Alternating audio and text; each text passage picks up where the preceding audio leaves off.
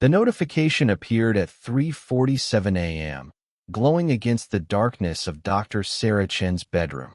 A simple ping from her phone, innocent enough to ignore under normal circumstances. But these weren't normal circumstances, hadn't been for weeks.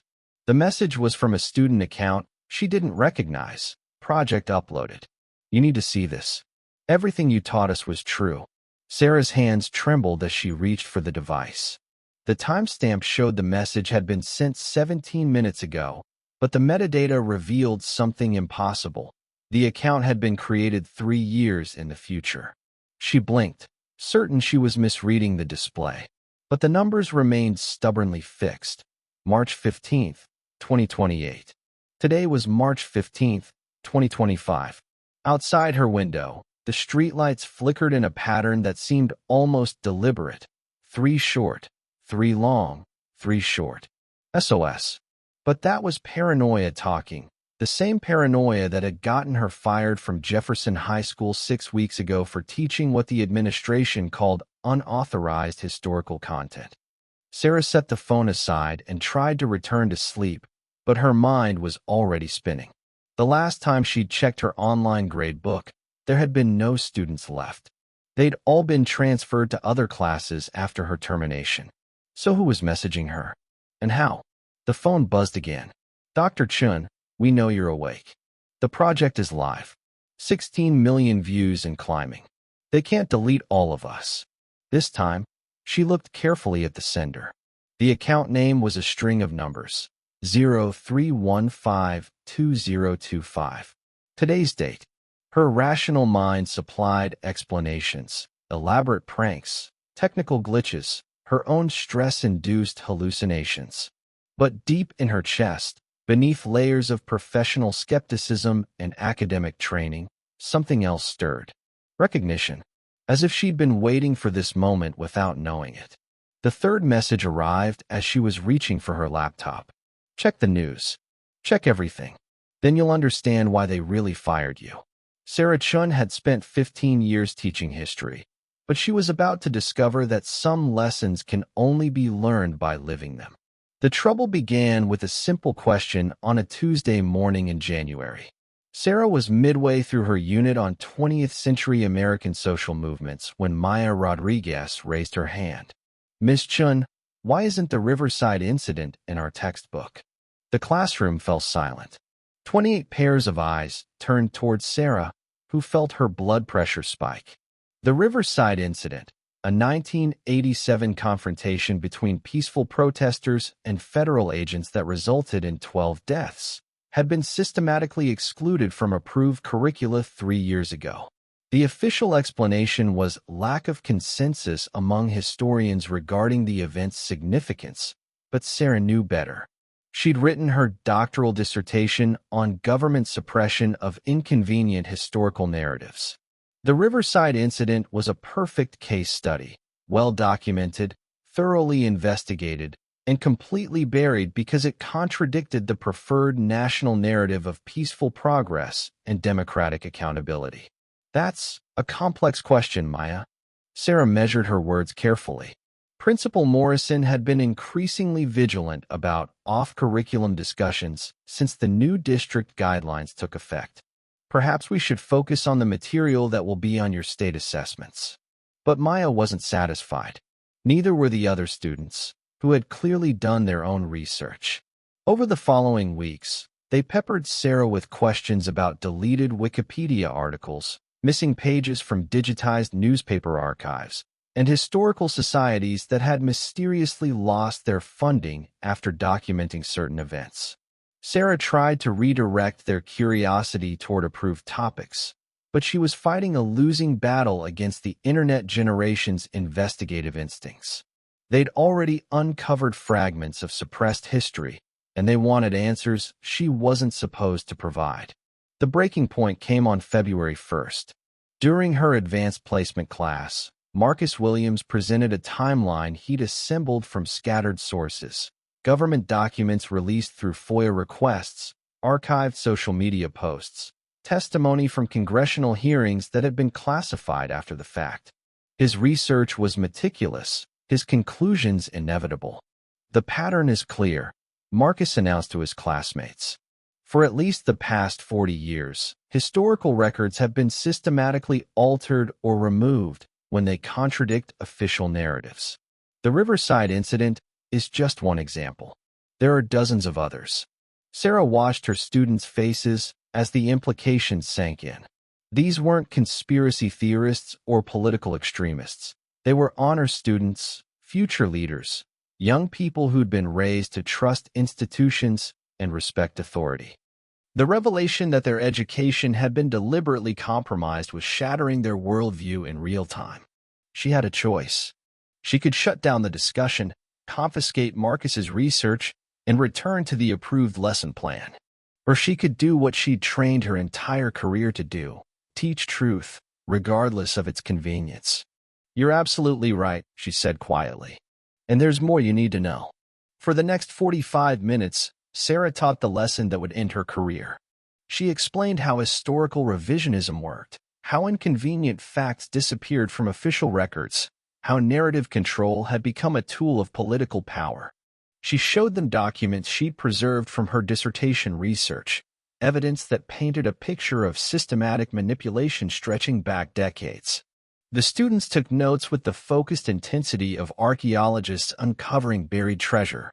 They asked probing questions, made connections between seemingly unrelated events, and began to see the shape of something vast and deliberate. When the bell rang, nobody moved. "What do we do with this information?" asked Jessica Park, her voice barely above a whisper.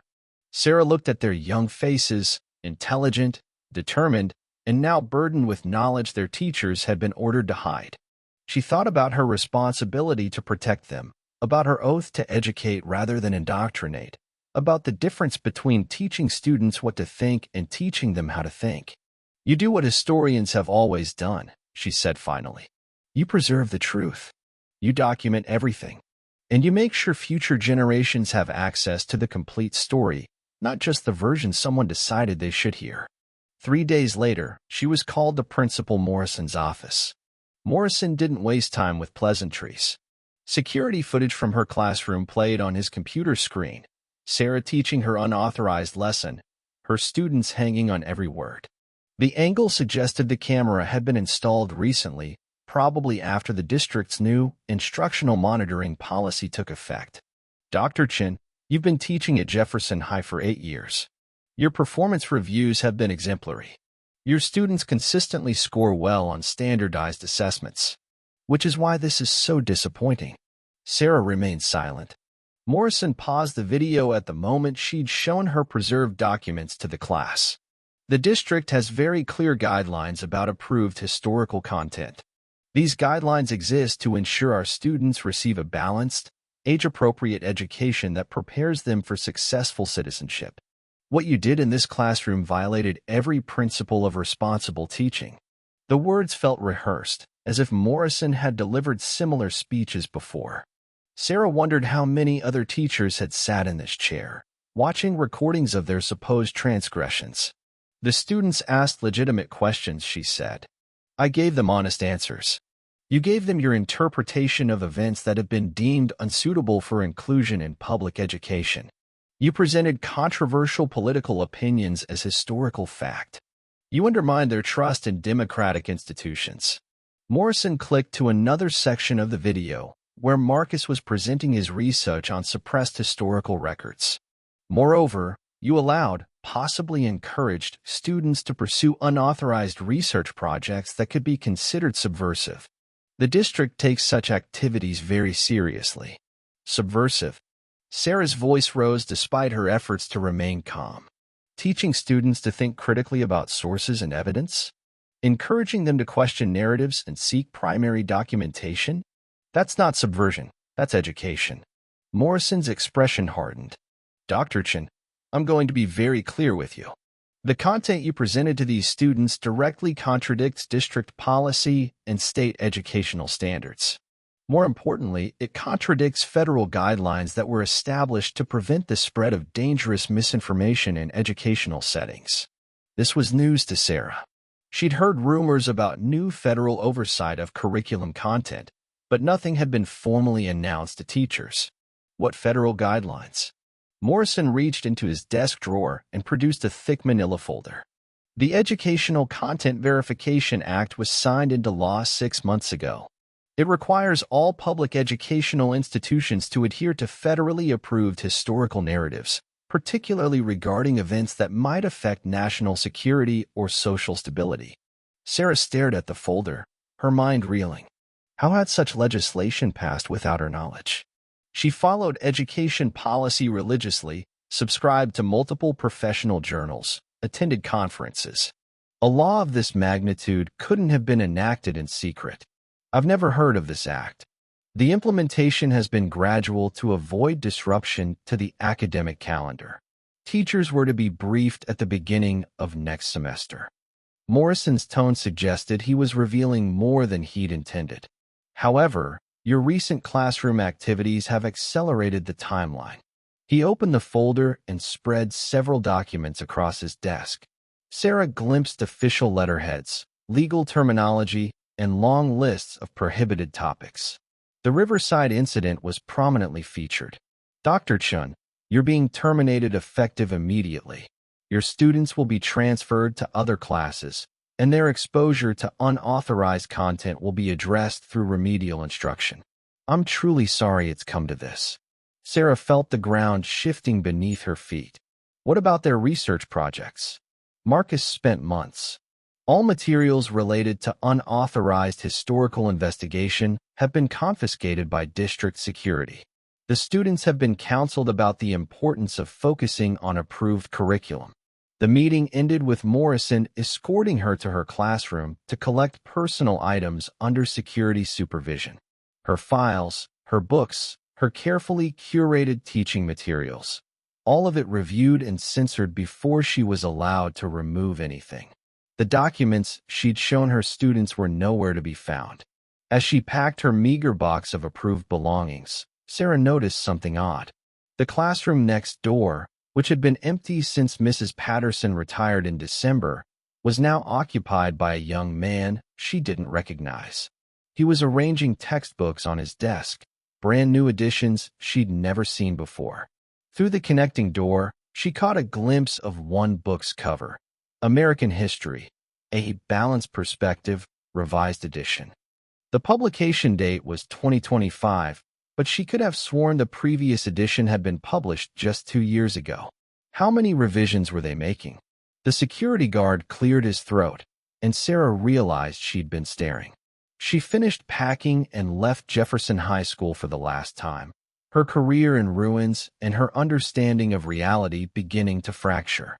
But she didn't know the worst was yet to come. The first sign something was wrong came when Sarah tried to contact her former students. Every phone number in her records had been disconnected. Every email address returned a user not found error. Even the emergency contact information she'd maintained for years, all of it had apparently vanished. She drove to the homes of several students whose addresses she remembered. The Williamses' house was occupied by a family she'd never seen before. Maya Rodriguez's apartment building manager claimed no one by that name had ever lived there.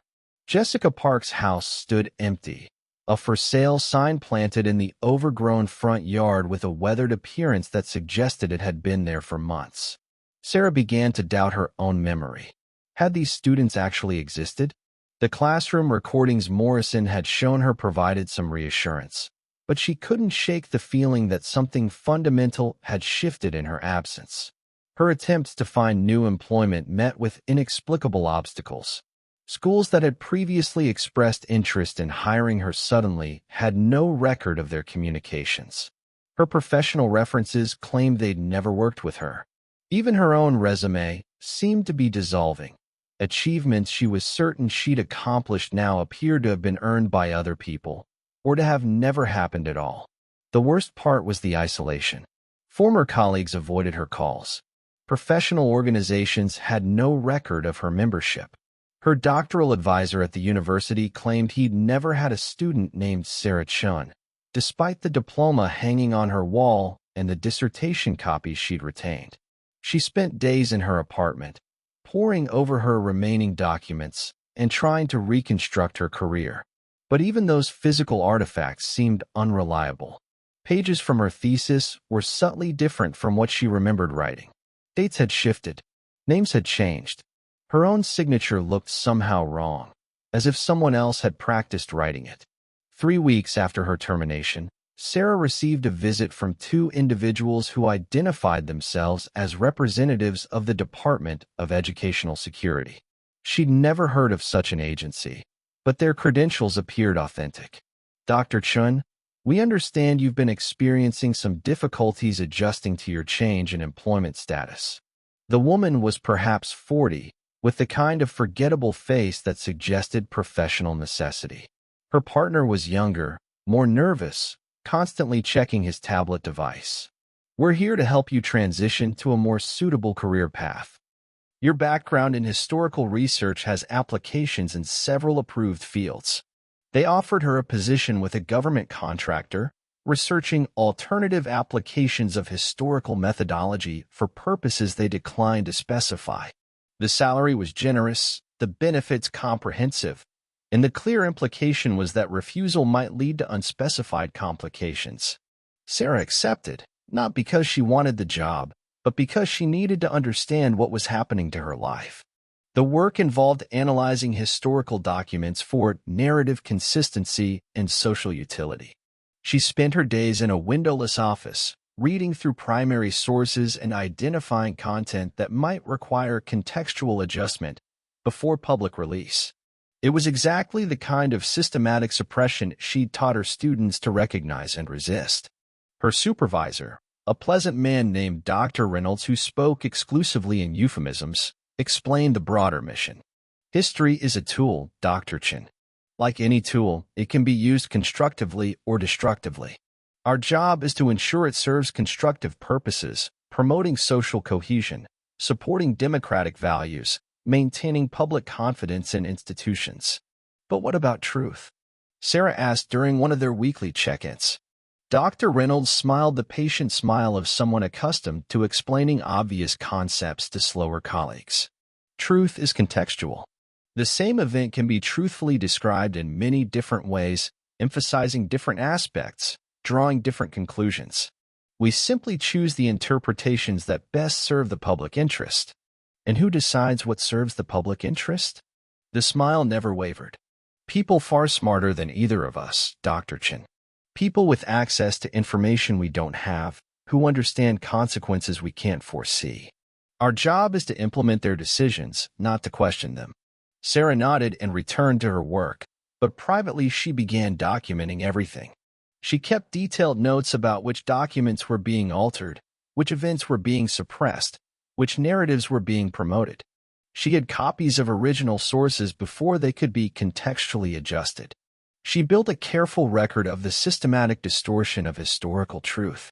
It was dangerous, probably illegal, and certainly career-ending if discovered. But it was also the only thing that made her feel human in that sterile office of managed reality. 2 months into her new job, she made a discovery that changed everything. The document was buried in a routine batch of materials flagged for narrative adjustment, a congressional hearing transcript from 1987 regarding the Riverside incident. But this wasn't the heavily redacted version Sarah had seen before. This was complete, unedited, and it contained testimony she'd never encountered in her doctoral research. The witness was Dr. Margaret Foster, a historian who had been investigating patterns of government information suppression. Her testimony was methodical, devastating, and impossibly prescient. The techniques being employed represent a fundamental evolution in social control, Dr. Foster had told the committee. Previous authoritarian regimes relied on crude censorship, burning books, imprisoning dissidents, controlling media. But advanced democracies have developed more sophisticated approaches. They don't destroy information, they manage it. They don't silence opponents, they make them forget they ever had something to oppose. The committee chairman had interrupted. Dr. Foster, these are serious allegations. Do you have evidence of such programs? I have documentation of pilot projects dating back to the 1960s. Experiments in selective information distribution, controlled historical narratives, targeted memory modification through environmental manipulation. The goal isn't to prevent people from learning the truth, it's to make them uncertain about what truth means. Sarah's hands shook as she read further. Dr. Foster described techniques for gradually altering historical records, for making people doubt their own memories, for creating alternate versions of events that slowly replaced original narratives in public consciousness. The most insidious aspect, Dr. Foster continued, is that the subjects of these experiments don't realize what's happening to them. They experience their changing reality as personal confusion rather than external manipulation. They doubt themselves, not the system. The transcript contained detailed descriptions of programs with names like Project Revision, Operation Memory Garden, and the Temporal Adjustment Initiative. Each one sounded like science fiction, but the documentation was extensive and official. Sarah photographed every page with her phone, her heart pounding. This was the smoking gun she'd been searching for without knowing it, proof that the systematic distortion of historical truth wasn't a recent development, but a decades-long project with explicit government backing. But as she read deeper into Dr. Foster's testimony, a chill settled over her. The programs described weren't just historical curiosities. They were active, ongoing, and apparently highly successful. The ultimate objective, Dr. Foster explained, is to create a population that has been effectively severed from its own past. Citizens who experience history as a collection of approved narratives rather than a record of human experience. People who don't question official accounts because they've lost the ability to remember that alternatives ever existed. The final pages of the transcript contained Dr. Foster's warning about what would happen if these programs were fully implemented. We'll create a society where dissent becomes literally unthinkable, not because it's forbidden, but because people will lack the historical context necessary to recognize when dissent is needed. They'll live in a permanent present, disconnected from the experiences that might otherwise inform their judgment. Sarah looked up from the document, her office suddenly feeling like a cell.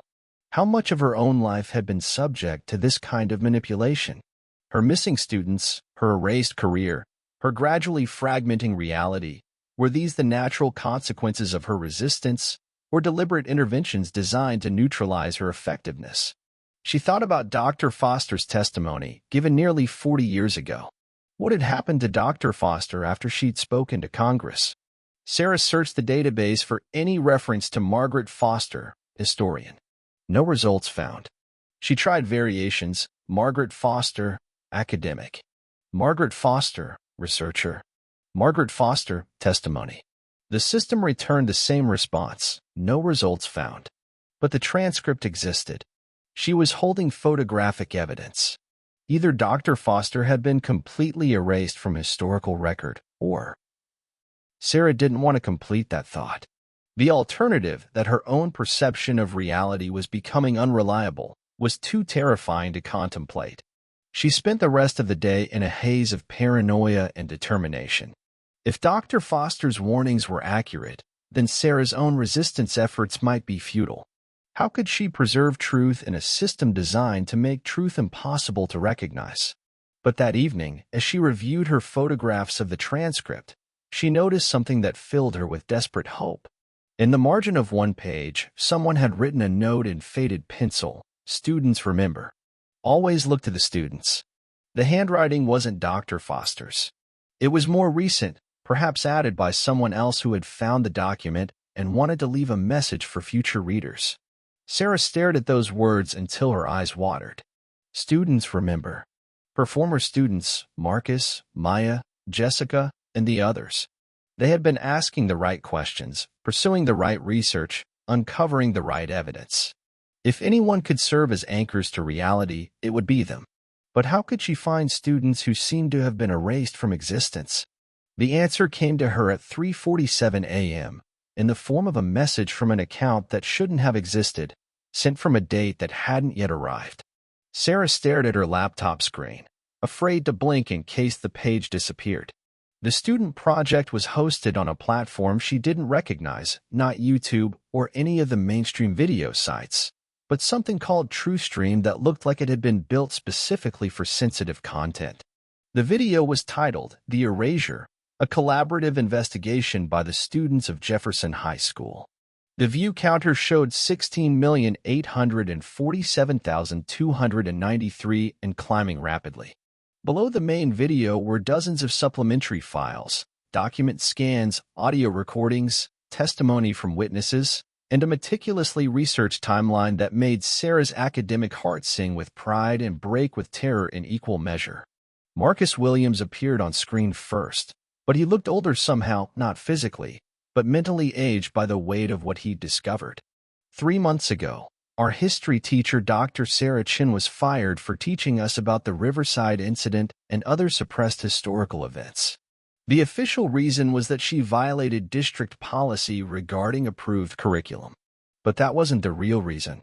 The video cut to Maya Rodriguez, speaking from what appeared to be a hidden location, her face partially obscured by shadow. After Dr. Chin was terminated, they tried to make us forget what we learned. They transferred us to different classes, confiscated our research materials, and enrolled us in corrective instruction sessions. But they made a mistake. They assumed that because they could control our official education, they could control our actual learning. Jessica Park took over the narration, and Sarah noticed that all 3 students were using sophisticated production techniques that suggested extensive preparation and coordination. We went underground. We preserved our research on encrypted servers, communicated through secure channels, and continued investigating despite threats from school administration. What we found was bigger than any of us had imagined. The video transitioned to a carefully animated sequence showing the structure of what the students called the management system, a network of government agencies, educational contractors, technology companies, and academic institutions working together to control historical narratives. The system operates on multiple levels, Marcus explained over the animation. At the surface, it appears to be simple curriculum management, deciding which textbooks to purchase, which topics to emphasize, which interpretations to present. But underneath, it's a comprehensive program of memory modification that has been running for decades. Sarah watched in amazement as her former students presented evidence that exceeded anything she'd uncovered in her own research. They'd identified specific technologies used to alter digital records, tracked personnel movements between government agencies and educational institutions, and documented financial flows that revealed the scope of the operation. But the most shocking revelation came when Maya began describing how the system targeted individual resistors. Dr. Chin isn't the first teacher to be neutralized for teaching unauthorized content. We found records of similar interventions going back to the 1990s. The pattern is always the same. First, professional isolation and discrediting. Then, systematic erasure of the person's career achievements and relationships. Finally, if necessary, more direct interventions. The screen filled with a list of names, dozens of educators, researchers, and journalists who had asked inconvenient questions or preserved uncomfortable truths. Next to each name was a brief description of their fate: career ended, memory modification, relocation, comprehensive adjustment. Sarah recognized some of the names from her graduate studies. Historians whose work had mysteriously disappeared from academic databases. Journalists whose investigative reports had been retracted without explanation. Teachers who had simply vanished from their communities, leaving behind confused colleagues and altered records. The program has been refined over time, Jessica continued. Early interventions were crude, obvious cases of persecution that created martyrs and sparked resistance. But the current approach is much more sophisticated. Subjects are gradually isolated from their support networks, their professional achievements are systematically undermined, and their connection to reality is deliberately destabilized. Marcus reappeared on screen, his young face grave with the weight of terrible knowledge. Dr. Chin is currently experiencing a controlled breakdown designed to neutralize her effectiveness as a source of resistance. Her students have been reassigned or relocated. Her career has been erased from official records. Her professional relationships have been severed. If the standard protocol is followed, she will soon begin to doubt her own memories and perception of events. Sarah's hands were trembling so violently she could barely control the laptop's trackpad. Everything the students described matched her recent experiences perfectly. The missing students, the erased career, the job that felt like psychological torture disguised as employment. She wasn't losing her mind. She was being deliberately driven toward madness. But the video wasn't finished. Maya returned to address the camera directly, her voice carrying an urgency that made Sarah's chest tighten. Dr. Chen, if you're watching this, you need to understand that everything you're experiencing is intentional. They're counting on you to doubt yourself, to retreat from public engagement, to accept the reality they've constructed for you.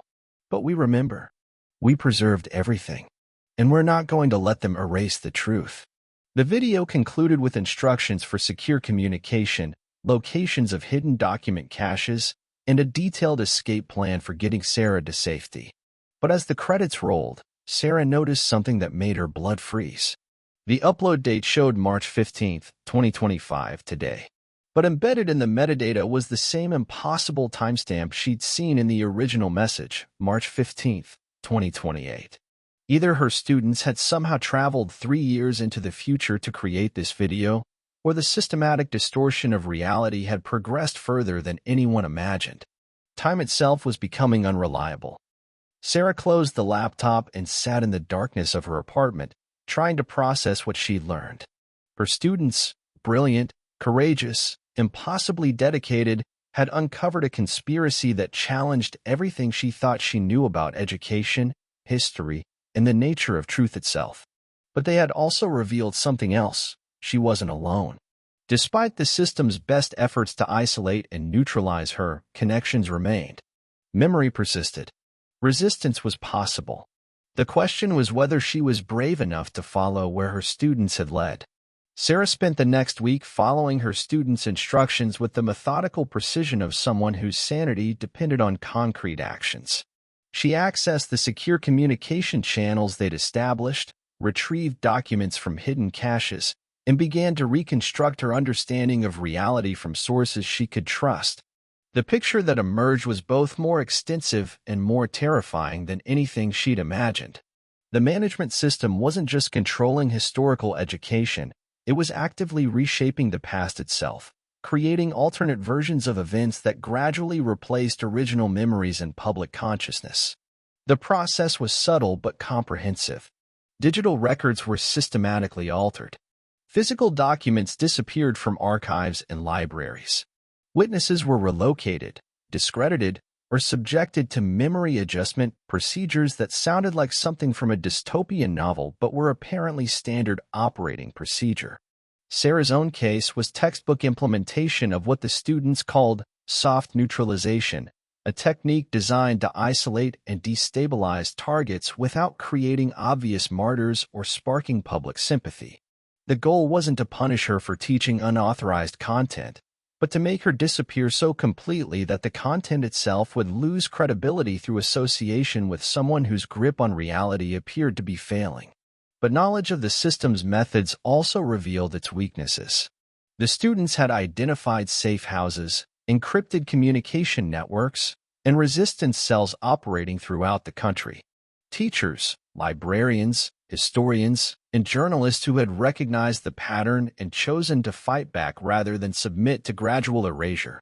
Sarah established contact with several of these groups, and for the first time in months, she felt less alone. Her experiences weren't unique or inexplicable. They were part of a systematic campaign that had claimed hundreds of victims over the past several decades. The resistance networks provided her with resources to document her own case and contribute to a growing archive of evidence. But they also made clear that her situation was rapidly approaching a critical point. The soft neutralization process typically concluded with either complete capitulation or escalation to more direct interventions. They're watching for signs of continued resistance, explained Dr. Amanda Price, a former university professor who had been subjected to similar treatment after researching government suppression of climate data. If you maintain contact with resistance networks, if you continue trying to preserve or disseminate suppressed information, they'll conclude that soft methods aren't sufficient. Dr. Price had been living underground for 3 years, her official identity completely erased from government databases. She moved frequently, used multiple aliases, and maintain minimal contact with anyone who might be subjected to retaliation. The hard truth is that once you're targeted, there's no going back to normal life. You can submit, accept their version of reality, take their approved job, pretend your past never existed. Or you can fight.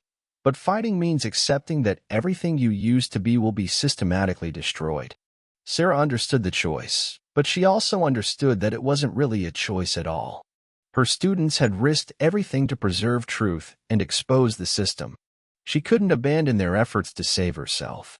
But as she prepared to take the final step into active resistance, something happened that shattered her remaining assumptions about the nature of reality itself. She received another message from the impossible account, the one that claimed to be sending communications from 2028. This time, instead of text, it was a video file. The video showed Sarah herself, but 3 years older, sitting in what appeared to be a detention facility of some kind. Her future self looked exhausted, defeated, and somehow translucent, as if she was fading away even as the camera recorded her. "If you're watching this," the older Sarah said, "then the timeline is still intact, and you haven't made the final choice yet. I need you to understand what that choice really means." The future Sarah explained that the resistance networks were themselves part of the management system controlled opposition designed to identify and contain potential dissidents. The safe houses were monitoring stations. The encrypted communications were being recorded and analyzed. The preserved documents were being used to perfect the system's ability to suppress future resistance.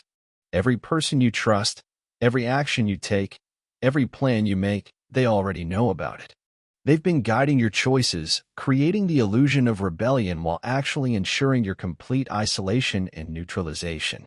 The older Sarah leaned closer to the camera, her eyes reflecting a weariness that seemed to go beyond physical exhaustion. The student's project, the video that gave you hope, it was designed to draw you deeper into their web. The evidence they presented was real, but it was also bait. They wanted you to see the scope of the system so you would understand how hopeless resistance truly is. Sarah stared at the screen, her world collapsing for what felt like the 100th time in recent months. If her future self was telling the truth, then everything she thought she knew about her situation was another layer of deception. But the video wasn't finished. The older Sarah's expression shifted, and for a moment, she looked directly at the camera with an intensity that seemed to transcend the recording. But here's what they don't understand. Even if resistance is hopeless, even if every action is anticipated and controlled, even if the truth is impossible to preserve, the act of resistance itself still matters. It changes you. It creates possibilities they can't predict or control. The future Sarah smiled, and for the first time in the video, she looked genuinely present rather than translucent. Make the choice they don't want you to make. Not because it will succeed, but because making it will reveal something they've tried very hard to hide. The video ended with coordinates, a location about 2 hours from Sarah's apartment. Sarah sat in the silence of her living room, processing what she'd seen. If the video was genuine, then her future self was warning her about a trap while simultaneously encouraging her to walk into it. If it was fake, then it was an incredibly sophisticated piece of psychological manipulation designed to paralyze her with uncertainty. Either way, she was being offered a choice that wasn't really a choice, guided toward a decision that had apparently already been made. But perhaps that was the point. Perhaps the only real choice was how to respond when every option led to the same destination. Sarah gathered her documents, secured her encrypted files, and prepared to drive to the coordinates her future self had provided. She didn't know what she would find there, or whether she was walking towards salvation or destruction. But she knew that her students were counting on her to preserve the truth, even if that truth was more complex and dangerous than any of them had imagined. The coordinates led to an abandoned industrial complex on the outskirts of town, exactly the sort of location where secret government operations might be conducted, or where paranoid resistance fighters might imagine they were being conducted. Sarah parked her car and checked her phone one final time before entering what might be her last conscious decision. No new messages. The account that had been communicating with her from the future had gone silent. The complex consisted of several interconnected warehouses surrounded by a chain-link fence that showed no signs of recent security. Weeds grew through cracks in the concrete. Windows were broken or boarded up. If this was a government facility, it was well disguised as urban decay. Sarah found an unlocked entrance and stepped into a vast, empty space filled with dust and shadows. Her footsteps echoed in the silence. She called out, half expecting to be answered by her students or by agents of the management system, but heard only her own voice bouncing off distant walls. She was about to conclude that the coordinates were meaningless, another layer of psychological manipulation, when she noticed a soft glow coming from deeper in the building. She followed it through a maze of abandoned equipment and debris until she reached a small office that had been recently occupied. The room contained a desk, a chair, and a wall covered with documents, photographs, and timelines. But what drew Sarah's attention was the figure sitting behind the desk, herself, but wrong somehow. Not older-like in the video, but existing in a way that hurt to look at directly. "You made the right choice," the other Sarah said without looking up from the papers she was reviewing. Most versions of you turned back at this point. Sarah's rational mind supplied explanations, stress-induced hallucinations, elaborate hoax, breakdown of her perception caused by months of psychological manipulation. But her intuitive understanding, trained by years of historical research to recognize authentic evidence, told her she was encountering something unprecedented and genuinely impossible. Most versions. The other Sarah finally looked up, and Sarah saw her own face reflecting knowledge that she didn't yet possess. The management system operates across multiple timelines. Every major decision creates branches, alternate possibilities that they monitor and influence. Your choice to become a history teacher, your decision to teach the unauthorized lesson, your resistance to soft neutralization. Each one splits the timeline into multiple versions. The other Sarah gestured to the wall of documents, and Sarah realized she was looking at evidence from dozens of different realities. Newspaper clippings with different dates, photographs showing the same events with different outcomes, official records that contradicted each other in subtle but significant ways. They don't just control historical narratives within a single timeline. They manage the entire probability space of potential histories, ensuring that truth never becomes public knowledge in any version of reality. Sarah approached the wall, studying documents that documented her own career across multiple timelines. In some versions, she had never been fired from Jefferson High. In others, she had never become a teacher at all. In a few, she had joined the management system and become one of its most effective agents.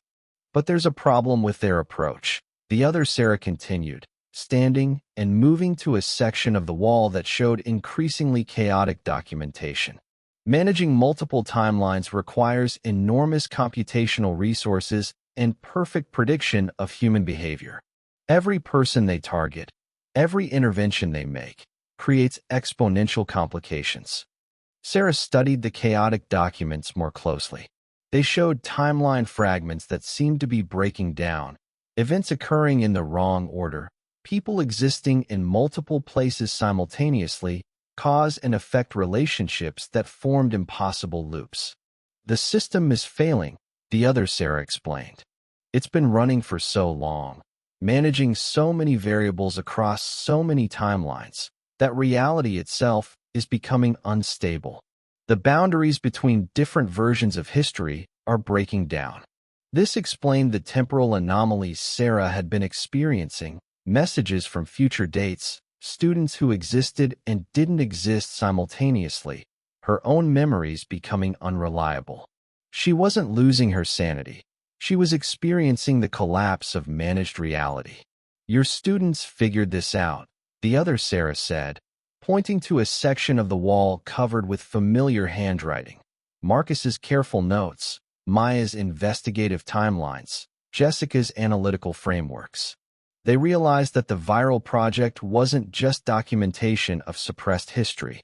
It was a virus designed to propagate across timelines, spreading the truth faster than the management system could contain it. Sarah stared at her students' work with growing amazement. They hadn't just preserved evidence. They had created a weapon of information that could survive and spread even if they themselves were neutralized. The video you watched, the impossible upload dates, the account that shouldn't exist, it's all the projects spreading across temporal boundaries.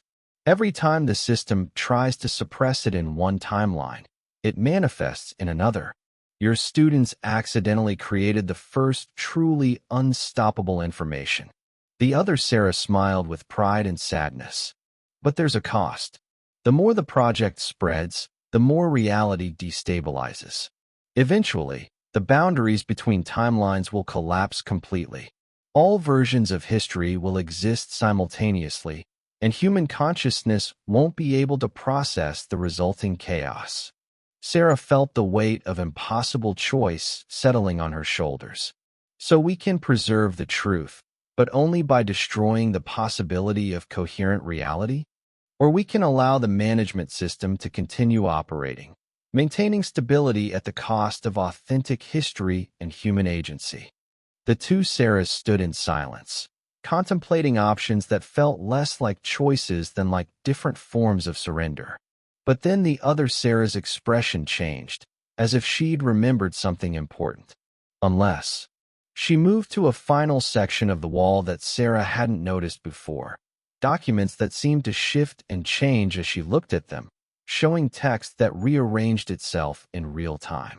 There's a third option, but it requires perfect timing and extraordinary courage. The system's computational capacity has limits. If enough people simultaneously become aware of its existence and actively resist its influence, it becomes impossible to manage all the resulting timeline branches. The other Sarah pointed to calculations that hurt Sarah's eyes to follow, probability equations that seemed to exist in dimensions she couldn't perceive. Your student's project has already created the necessary awareness in thousands of timelines. But awareness alone isn't sufficient. People have to act on that awareness simultaneously, making choices the system can't predict or control. What kind of choices? The other Sarah's smile became enigmatic. The kind that make the present moment real instead of managed. The kind that anchor consciousness in authentic experience rather than constructed narrative. Before Sarah could ask for clarification, the room began to dissolve around them.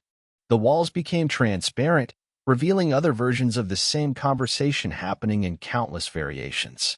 She could see herself having this discussion with different versions of herself, each one slightly different, each one facing the same impossible decision. The moment is now, all the Sarahs said simultaneously. Every version of you across every timeline has to make the same choice at the same instant. Choose to exist authentically, whatever the consequences. Sarah understood. The management system could control individual timelines, but it couldn't control a truly spontaneous moment of authentic choice made simultaneously across all possible realities. Such a moment would be genuinely unpredictable, genuinely free. She looked at the dissolving walls, at the infinite versions of herself facing the same decision, at the documents that contained the entire scope of suppressed human history. She thought about her students, who had risked everything to preserve truth.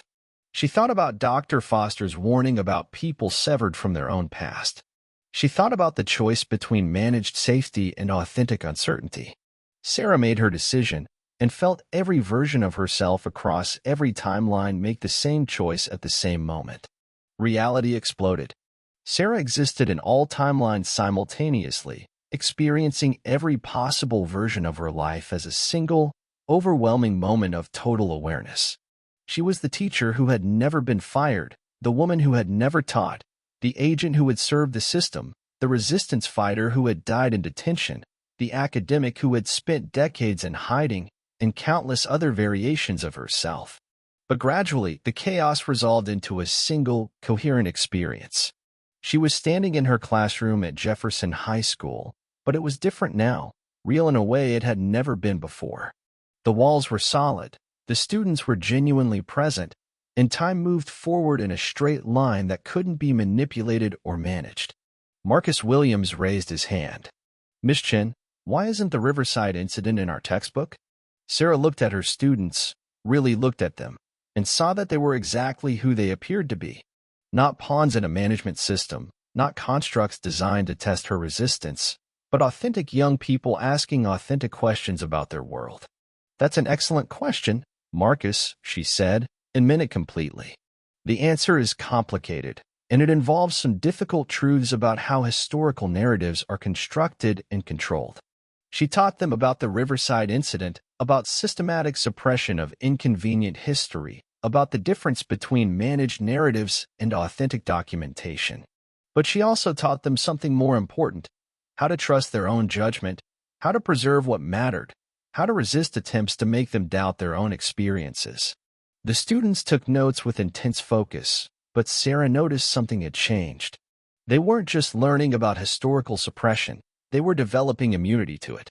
Each fact they absorbed, each connection they made, each question they asked was becoming part of their permanent reality in a way that couldn't be altered or erased.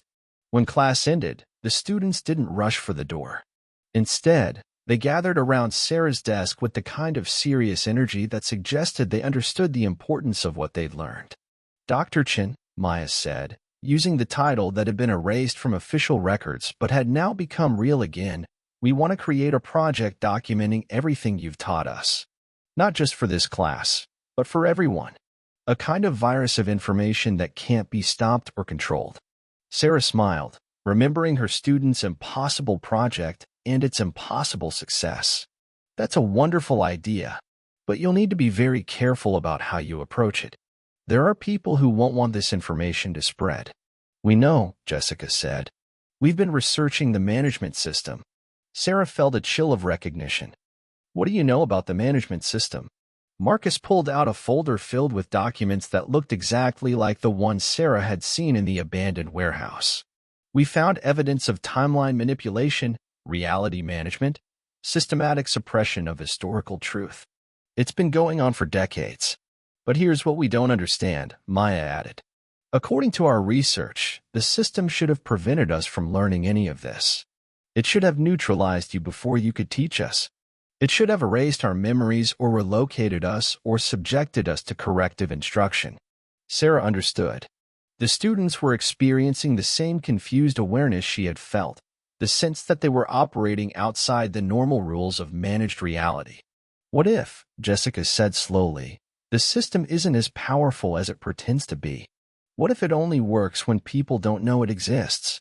Or, Marcus suggested, what if it's already failed, and we're living in the aftermath without realizing it? Sarah looked at her students, brilliant, courageous, asking exactly the right questions, and realized that the timeline convergence had created something unprecedented. A reality where truth was possible, where authentic choice could be made, where human consciousness could operate without external management. "There's only one way to find out," she said. "We proceed as if freedom is real, as if truth matters, as if our choices have genuine consequences. We document everything, preserve what's important, and trust that authentic experience is stronger than constructed narrative." The students nodded with the serious determination of young people who had glimpsed the real stakes of education. They began planning their project with the methodical precision of experienced researchers, but also with the creative enthusiasm of people who believed their work could change the world. Sarah watched them collaborate and felt a profound sense of completion. This was what teaching was supposed to be, not the transmission of approved content, but the development of authentic human consciousness. Not the creation of compliant citizens, but the nurturing of critical thinking and independent judgment. But as the students worked, Sarah noticed something troubling. The classroom walls were becoming transparent again, revealing glimpses of other realities bleeding through. She could see versions of herself in other timelines, other students asking other questions, other outcomes branching away from this moment of possibility. The convergence was temporary. Reality was stabilizing, but it was stabilizing around a single timeline, the one where authentic choice had been made and genuine resistance had succeeded. All the other possibilities were fading away, becoming might-have-beens rather than simultaneous realities. Sarah felt sadness for all the versions of herself and her students who would cease to exist as reality consolidated. But she also felt profound gratitude for the opportunity to live in the timeline where truth had prevailed, where education served authentic human development, where the future remained genuinely open. Dr. Chen. Maya looked up from the project planning. Are you okay? You look like you're seeing something we can't see. Sarah smiled and returned her attention to the single, solid, real moment she was living in. I'm fine. I was just thinking about how important this work is and how proud I am of all of you. The students beamed with the satisfaction of young people who had found their purpose. They returned to their planning, sketching out a project that would document suppressed history, expose systematic manipulation, and create a permanent record that could never be erased or altered. Sarah watched them work and felt the last traces of temporal instability fade away. This was her reality now: real students, real learning, real hope for the future. The management system had failed, not because it had been defeated in battle, but because it had been made irrelevant by the simple act of authentic choice. But even as she celebrated this victory, Sarah remained aware that the fight for truth was never truly over. Each generation would face new forms of manipulation, new attempts to control historical narratives, new challenges to authentic human consciousness. The difference was that now, thanks to her students' impossible project and their own courage in pursuing truth, the tools for resistance were preserved and available. The virus of authentic information had been released into the world, creating possibilities that no management system could predict or control. Sarah Chen, teacher of history, guardian of truth, had done her job. The future was uncertain, but it was genuinely uncertain, open to authentic human choice rather than managed outcomes. And that, she realized, was the most important lesson of all. From the personal journal of Dr. Sarah Chen, found among her papers after her death in 2047. Entry dated March 15, 2045, 20 years after the convergence. The students ask me sometimes if I remember the other timelines, the versions of reality where truth lost and management prevailed. They want to know if the experience was like living multiple lives simultaneously, or if it was more like remembering dreams that felt real while you were dreaming them. I tell them it was both and neither. I remember being the Sarah who submitted to soft neutralization, who accepted the approved version of reality and learned to doubt her own memories. I remember being the Sarah who disappeared into the underground resistance, spending years in hiding while the management system consolidated its control. I remember being the Sarah who joined the system herself, rationalizing collaboration as the only way to preserve some small portion of truth. But I also remember that none of those experiences were truly real, because they were all constructed by external forces rather than arising from authentic choice. The only real Sarah was the one who chose to make the moment of convergence possible, who trusted her students enough to preserve truth regardless of the consequences. The project Marcus, Maya, and Jessica created, the viral documentation of suppressed history, is still spreading 20 years later. Not as a piece of media that people consume, but as a kind of cognitive immunity that makes systematic deception impossible. Once someone understands how reality can be managed and manipulated, they develop resistance to all forms of narrative control. The young people I teach now were born into a world where truth is possible, where historical records can be trusted, where education serves human development rather than social control. They can't imagine living in a reality where their memories could be altered, their relationships erased, their understanding of the past systematically distorted. But I remember what it was like to doubt my own experiences, to feel reality shifting beneath my feet, to wonder if my students had ever really existed. I remember the terror of realizing that everything I thought I knew about my life might be a construction designed to neutralize my effectiveness as a teacher and a guardian of truth. I remember, and I teach others to remember, because the capacity for systematic deception hasn't disappeared. It's just been made temporarily ineffective by widespread awareness of its techniques. Each generation will face new forms of manipulation, new attempts to sever people from their authentic past and their genuine possibilities for the future. The archive I've maintained, the complete documentation of the management system's operations, the evidence of timeline manipulation, the records of all the people who were erased or relocated or subjected to memory modification, isn't just a historical curiosity. It's a warning and a guide for future resistance. Because the most important lesson I learned from my impossible experience is that truth isn't something that can be preserved through documentation alone. Truth is something that has to be lived, chosen, and defended in each moment by people who are willing to trust their own authentic experience over constructed narratives. My students, the ones who saved me by creating something impossible, who made the convergence possible by refusing to let their memories be erased, they understood something I was only beginning to grasp. They knew that the most powerful weapon against systematic deception isn't better evidence or more sophisticated arguments. It's the simple act of bearing witness to authentic experience and trusting that reality is stronger than any attempt to manage it. I'm dying now, and I can feel the boundaries of my individual timeline beginning to fade. But I'm not afraid, because I know that the truth we preserve together has become part of the permanent structure of reality. The virus of authentic information has infected the world so thoroughly that systematic deception is no longer possible. Future generations will face their own challenges, their own attempts at manipulation and control. But they will face them with the knowledge that reality is real, that truth is possible, and that authentic human choice can overcome any system designed to constrain it. The students remember. They always remember. And that, in the end, is enough. Final entry. The journal was found next to a collection of documents that historians still struggle to explain, official records from government agencies that don't exist, photographs showing the same events with different outcomes, and testimony from witnesses who appear in no other historical documentation.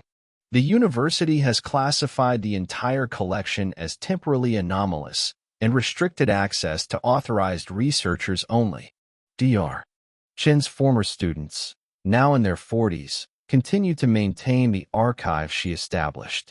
They report that occasionally, late at night when they're reviewing the documents, they hear her voice offering guidance and encouragement. They insist this isn't metaphorical. The viral project they created as teenagers has never been successfully removed from any server, despite numerous attempts by various authorities. It continues to spread, creating new forms of resistance to narrative control that authorities find increasingly difficult to understand or counter. In 2048, 1 year after Dr. Chen's death, the first documented case of temporal immunity was recorded, a condition in which individuals become unable to accept altered memories or modified historical records, even when subjected to advanced psychological manipulation. The condition appears to be spreading. The management system, if it ever existed, has left no trace in current reality. But the tools and techniques for resisting systematic deception remain active, suggesting that the battle for authentic truth continues in ways we're only beginning to understand. Dr. Sarah Chen's gravestone bears a simple inscription. She taught her students to remember. Visitors often report that reading these words feels like remembering something important they had forgotten, though they can never quite identify what. The archive remains open to researchers who can demonstrate they understand the difference between documented history and lived truth. Applications should be submitted in writing, though some visitors report that the archive finds them before they find it. Truth, it seems, has its own agenda.